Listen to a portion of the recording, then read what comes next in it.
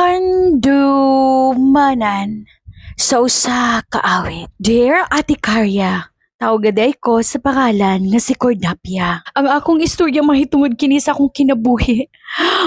Og nawad-an ako gana nga mabuhi. Tulo ka bulan kong mabdos ug ibiyaan ko sa akong uyab. Sa una, tamis pa among panaghilugmaay. Unya karon, pagabalo niya nga mabdos ko, nanangit siya nga moadtong Maynila pero karon dili na ako siya makontak.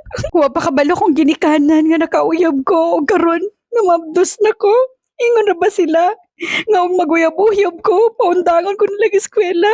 Pobre ra akong mga pamilya, pero pinangga kayo ko nila. 17 years old ko, ug wala ko kasabot na sa akong buhatan. Daghan pa kog mga pangandoy sa akong kinabuhi. O gusto pa kong magmaestra, aron buhon makatabang ko sa akong pamilya. Maayong adlaw kaninyong tanan o ganiya usab ang inyong Ate Karya ug nadungog ninyo ang storya bahin ni Cordapia. Ug kanimo Cordapia ang akong matambag. Deserve nimo na. Di pa eskwela kag tarong kiat-kiat manuong ka. Mao na. Di man ko ka mamino ginikanan.